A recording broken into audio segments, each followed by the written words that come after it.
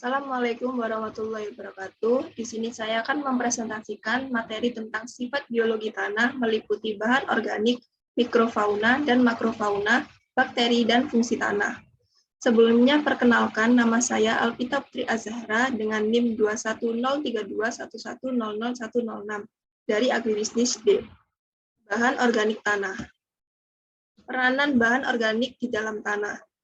Memperbaiki sifat-sifat fisika tanah, yaitu yang pertama membentuk agregat tanah, 2 membuat tanah lebih lunak sehingga mudah diolah, 3 memperbaiki kompaksi tanah, 4 mampu menyerap air yang tinggi bagi tanah, yang kelima memperbaiki aerasi tanah, yang keenam digunakan dalam bentuk mulsa, B memperbaiki sifat-sifat kimia tanah. Yang pertama sebagai sumber unsur hara atau nutrisi, yang kedua dapat menetralkan keasaman dan bebasan tanah, dan yang ketiga meningkatkan KTK tanah.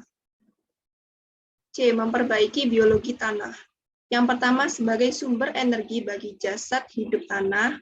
Yang kedua meningkatkan jumlah dan aktivitas mikroorganisme. Yang ketiga menjaga kesehatan tanah. Yang keempat menambah kandungan humus tanah.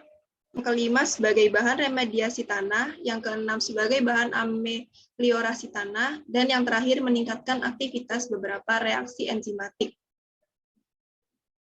Mikrofauna tanah dan makrofauna tanah. Mikrofauna. Terdapat 2 divisi utama, yaitu indigenous atau autochthonous. Yang kedua pendatang atau allochthonous melalui curah hujan, jaringan tanaman, limbah, kotoran ternak. Reproduksi umumnya melalui pembiakan aseksual pembelahan sel, tunggal atau kromosom yang diikuti pembelahan sitoplasma. Selanjutnya, 5 kelas fungi dalam tanah.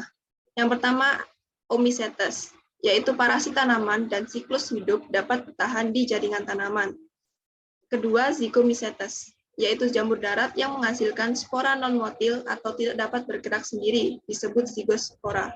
Yang ketiga, Ascomycetes, beberapa bersifat saprofit dan parasit tanaman. Yang ketiga, Deuteromycetes, mempunyai hifa dan bereproduksi aseksual.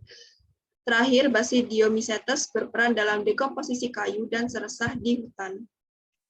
Nematodes dalam tanah dibagi menjadi 2. Yang pertama, nematoda hidup bebas, meliputi pemakan bakteri, pemakan fungi, predator memakan jenis nematoda dan protozoa. Selanjutnya, omnivora memakan semua jenis organisme.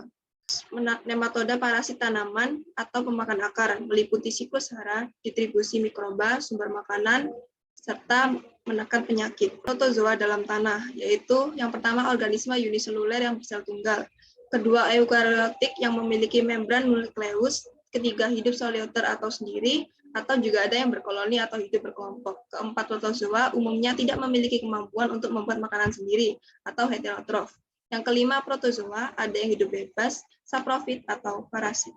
Selanjutnya, makrofauna. Terdapat peran cacing tanah, yaitu mencerna bahan organik, mencampurkan bahan organik antar lapisan tanah, selanjutnya memperbaiki struktur tanah, meningkatkan aerasi dan drainase. Selanjutnya peran rayap, ketersediaan hara melalui pemindahan bahan organik dan tanah.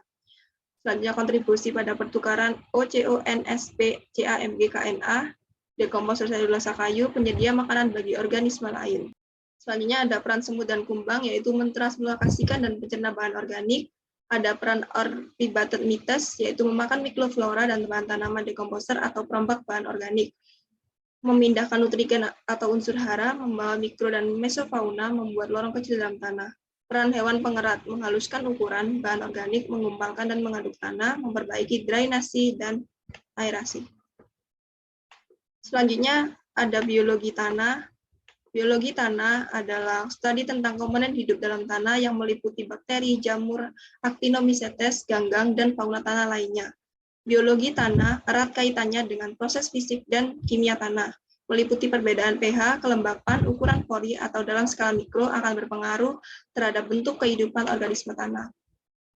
Aktivitas organisme tanah dipengaruhi oleh yang pertama iklim, curah hujan, suhu, kelembapan. Selanjutnya tanah, ada pH, porositas, kelembapan, toksisitas. Dan yang terakhir vegetasi, yaitu hutan dan padang rumput. Sekian dari presentasi saya. Apabila ada kurang dan lebihnya, saya mohon maaf. Wassalamualaikum warahmatullahi wabarakatuh.